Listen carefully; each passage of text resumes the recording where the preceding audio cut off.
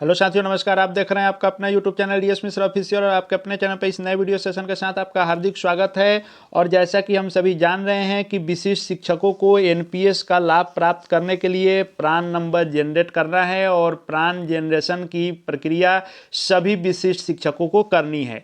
लेकिन जैसा कि आपने थंबनेल में ही देखा कि मैंने इस वाक्य का प्रयोग किया कि विशिष्ट शिक्षकों के प्रान जनरेशन में आया यू टर्न, और यह प्रान जनरेशन में यू टर्न क्यों आया है और कैसे इससे सभी विशिष्ट शिक्षक परेशानी में पड़े हैं और इससे क्या कठिनाई होने वाली है और इससे उबरने के लिए विशिष्ट शिक्षकों को क्या करना चाहिए और क्या करना पड़ेगा, इसके संदर्भ में वीडियो होने वाला है। तो वीडियो खास होगा, अंत तक मेरे साथ बने रहेंगे। और यदि चैनल से अब तक नहीं जुड़े होंगे तो चैनल को सब्सक्राइब करके बेल आइकन को प्रेस कर लेंगे ताकि आगे भी शिक्षा जगत एवं शिक्षकों से संबंधित हर महत्वपूर्ण अपडेट आप देखते रहें।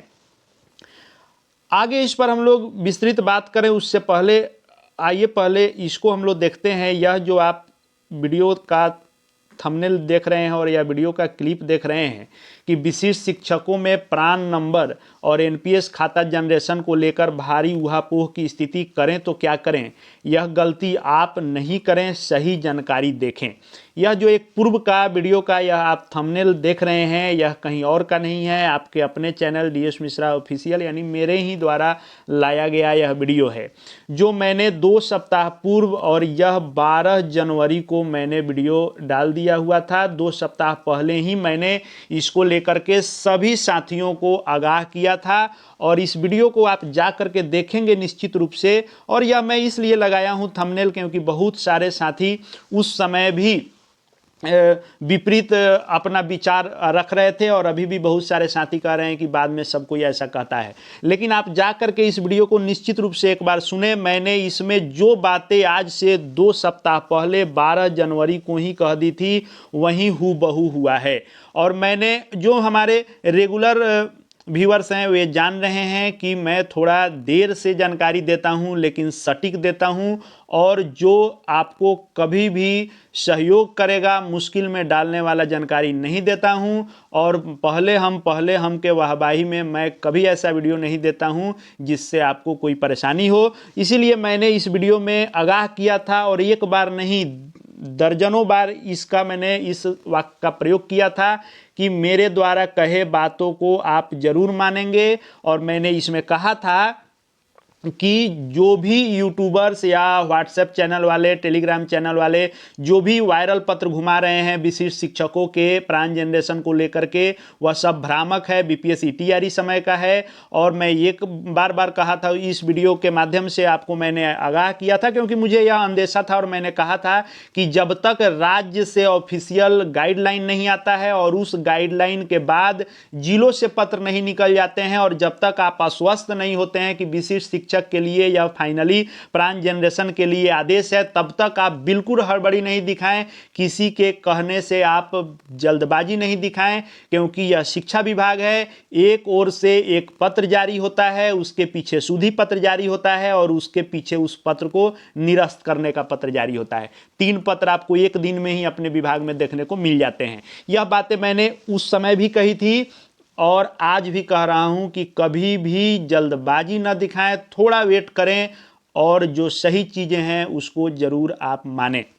और मैंने ये कहा था कि राज्य से पत्र आएंगे, फिर जिलों से निकलेंगे, फिर बदलाव कई देखने को मिलेंगे और बाद में आप परेशानी में पड़ेंगे। और हुआ वहीं कि जिन्होंने भी प्राण जनरेशन के लिए आवेदन दिए थे, बिहार के अपवाद के 1-2 जिलों को अगर छोड़ दें तो बिहार के सभी विशिष्ट शिक्षक, सभी जिलों के विशिष्ट शिक्षक जिन्होंने प्राण नंबर के लिए आवेदन किए थे राज्य के गाइडलाइन के पूर्व में और जिलों के द्वारा जो गाइडलाइन जारी किया गया था उसके भी आलोक में जिन्होंने किया, मैंने तो आगाह किया ही था कि दोनों का आदेश आने दीजिए, लेकिन कई जगह ऐसा भी हुआ कि जिलों के आदेश के बाद भी जिन्होंने खोला है उनका भी प्राण नंबर का आवेदन सभी का रद्द कर दिया गया है। यह बड़ी खबर है और बड़ी परेशानी में डालने वाली है विशिष्ट शिक्षकों को, क्योंकि एक तो आपको छुट्टी का अभाव है, समय अभाव है, आप समय निकाल करके खुद से साइबर इत्यादि से आवेदन किए और आप निश्चिंत थे कि अब हमारा अप्रूवल होगा, लेकिन इस बीच हर जिले से पत्र निकल गया कि इसको निरस्त किया जाता है। अब जैसे आप यहाँ देखें, पूर्वी चंपारण का यह पत्र है, इसमें भी जब आप देखेंगे तो यहाँ लिखा गया है कि जो भी पहले से आवेदन किए थे, पूर्व से दिए गए आवेदन को निरस्त किया जाता है। फिर आप अगले पत्र में देखेंगे, यह वैशाली का पत्र है, इसमें भी है कि पूर्व से दिए गए आवेदन को निरस्त किया जाता है।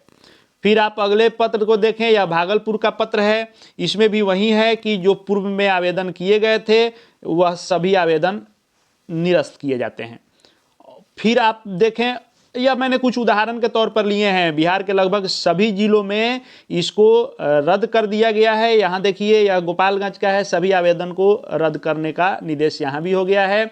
फिर आप आगे बढ़ेंगे, मुजफ्फरपुर का देखेंगे तो मुजफ्फरपुर में भी पहले ही आदेश हो चुका है कि पूर्व के सभी आवेदन को निरस्त किया जाता है। शिक्षा विभाग में भी पत्रों का कॉपी पेस्ट खूब चलता है, एक जिले से जो पत्र निकला एकदम कॉपी पेस्ट होते जाएगा और सभी जिलों से वैसा पत्र निकलते जाएगा। यह सुपौल का आप देखिए, सबसे पहले यहाँ निकल गया था, सुपौल में भी सभी प्राण के लिए जो आवेदन दिए गए थे सभी को निरस्त किया गया है। इस निरस्त करने के पीछे सब पत्र में आप वजह जब देखेंगे तो एक ही वजह है कि प्राण जनरेट करने में मेंबरशिप नंबर के जगह पर लोगों ने एप्लीकेशन आईडी जो सक्षमता का था उसको नहीं भरा था और उसी कारण से यह निरस्त किया गया है, क्योंकि मेंबरशिप नंबर के जगह पर सक्षमता का एप्लीकेशन आईडी भरना था। यह पूर्व में किसी को पता नहीं था, जो निर्देश के पहले भर लिए, या फिर जिलों से भी कुछ पत्र निकले उसमें भी इसका मेंशन नहीं किया गया। जब राज्य से पत्र आया तो सारे आवेदन निरस्त कर दिए गए। अब आप परेशानी में बिल्कुल पड़ेंगे, क्योंकि एक तो आपको आर्थिक क्षति भी होगी, क्योंकि अधिकांश लोग साइबर से भरवाए, 200-400 पहले खर्च किए, फिर से जब आपको आवेदन करना होगा 200-400 फिर करना होगा, और सबसे बड़ी बात समय अभाव। आपको इसके लिए न कोई एक्स्ट्रा छुट्टी दी जाएगी न कुछ। आप एक सुबह निकलेंगे स्कूल और शाम होते बहुत लोग रात तक पहुंचते हैं, आप साइबर में जाने का आपको समय नहीं मिल पा रहा है। इसी में आपको यह काम फिर से दोबारा करना होगा। वैसे ही आप देखें तो सभी में वही दिया गया है। ये आपको एक सबसे महत्वपूर्ण चीज़ दिया गया है कि आपने मेंबरशिप नंबर में अपना सक्षमता एप्लीकेशन नंबर, दूसरा टायर 1 नहीं चुने हैं आप। बहुत सारे लोग टायर 2 चुन लिए हैं, जबकि सभी लोगों को टायर 1 चुनना है और टायर 1 के तहत ही आपको आवेदन करना है। यह विकल्प में आता है तो 1 चुनना है, टायर 2 कभी नहीं चुनना है। टायर 1 में आपका एनपीएस का रजिस्ट्रेशन होगा। वैसे ही अभी इस पूर्वी चंपारण के आप पत्र को देखें तो यहाँ तो स्टेट के पत्र के बाद पत्र निकाला गया था, फिर भी इस चीज़ का जिक्र नहीं किया गया और लोगों के सभी आवेदन को रद्द किया गया है। वहीं पहला जो पत्र निकाला गया उसमें कहा गया था कि हार्ड कॉपी ऑफिस में जमा करना है। अब जो पत्र निकला है इसमें है कि नियुक्ति पत्र और जो भी यह है डॉक्यूमेंट सब लगा करके आपको स्कैन करते हुए अपलोड करके सबमिट कर देना है, उसके बाद हार्ड कॉपी नहीं जमा करना है। यानी 2 दिन पहले हार्ड कॉपी जमा करने का आदेश है, 2 दिन बाद हार्ड कॉपी नहीं जमा करने का आदेश है।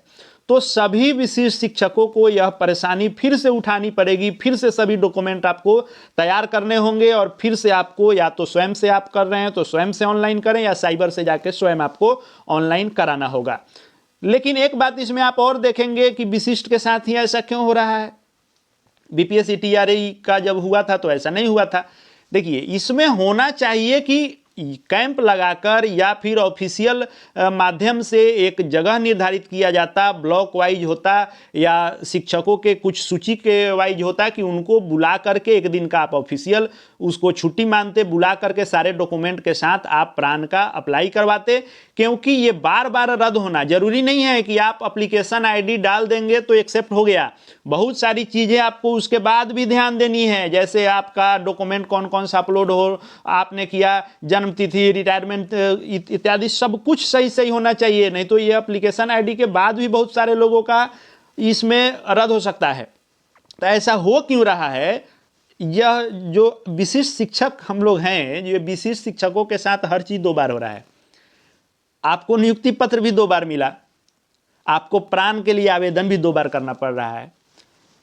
लेकिन सबसे महत्वपूर्ण है कि थोड़ा धैर्य रखें। धैर्य की बात मैं बार बार इसलिए कर रहा हूं कि कई फ़ोन मेरे पास आए कि सर इसको कैसे रद्द कराएं। कुछ लोग ऑफिस तक पहुंच गए, कुछ लोग साइबर में पहुंच गए और वहां पहुंच के पैसे भी खर्च करने लगे कि आदेश हो गया है इसको कैंसिल करने का, कैंसिल कर दीजिए। ट्रेजरी ऑफिस तक लोग पहुंचे हैं कि 200 400 500 खर्च करके हमको रद्द कराना है।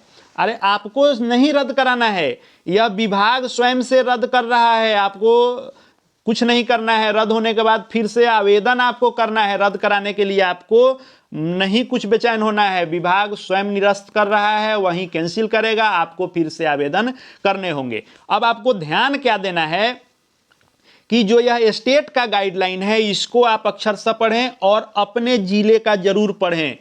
देखा देखी सुना सुनी साइबर कैफे वाले काम कर रहे हैं और गलती वहां से भी हो रही है। बहुत सारे लोगों का रिटायरमेंट तिथि उनको निकालने नहीं आ रहा है और वह गलत भर दे रहे हैं। इसको लेकर के मैंने पूर्व में एक वीडियो बनाया है कि किनकी सेवानिवृत्ति किस तारीख को होगी, किस महीने में होगी। आमतौर पर साइबर कैफे वाले सिर्फ जानते हैं कि जिस महीने में आप, जिस दिन आपका जन्म है, 60 साल होने पर सीधा 60 साल जोड़ देंगे और उस तिथि को भर देंगे, इससे भी आपका रद्द हो जाएगा।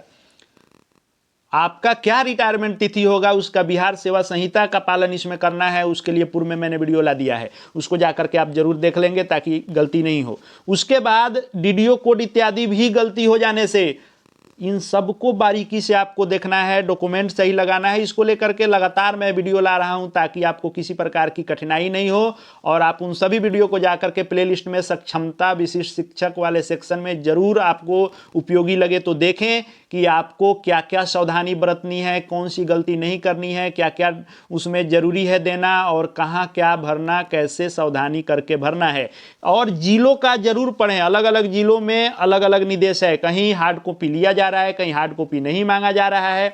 तो आपके जिले में क्या निर्देश है उसका पालन आप करें, राज्य का जो निर्देश है उसका करें और सही जगह पर सही सही चीज़ों को भरना सुनिश्चित करें ताकि आगे आपको दिक्कत नहीं हो। क्योंकि एक बार तो विभाग ने सबका रद्द कर दिया है, लेकिन आगे भी आपका रद्द नहीं हो इसको लेकर के आपको पूरी सावधानी बरतनी है। और जो खास करके साइबर कैफे में जा रहे हैं आवेदन करने वो ध्यान रखें। इस पत्र में देखिए लिखा हुआ है कि जन्म तिथि, नियुक्ति तिथि, सेवानिवृत्ति तिथि को सही सही भरें अन्यथा आवेदन निरस्त कर दिया जाएगा।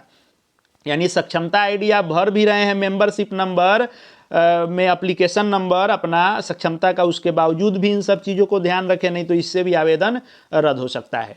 तो ये एक तरह का यू टर्न है क्योंकि सभी लोग इस इंतजार में थे कि आपको हमको मैसेज आएगा कि हमारा प्रान नंबर जनरेट हो गया, प्रान नंबर ये है आपका, लेकिन सीधा अब आपको सूचना आ गया कि सारे आवेदन रद्द कर दिए गए। पूरी तरह से यू टर्न आ गया विशिष्ट शिक्षकों के प्रान जनरेशन को लेकर के। आपको जैसे नियुक्ति पत्र के लिए दोबारा आपको जाना पड़ा था, अब आवेदन के लिए भी दोबारा आपको यह करना पड़ेगा और दोबारा आवेदन आप बिल्कुल गाइडलाइन के अनुसार करें। जिलों से जो भी पत्र हैं उन सब का अवलोकन करके सावधानीपूर्वक करें, 2 दिन लेट करें लेकिन सही से करें।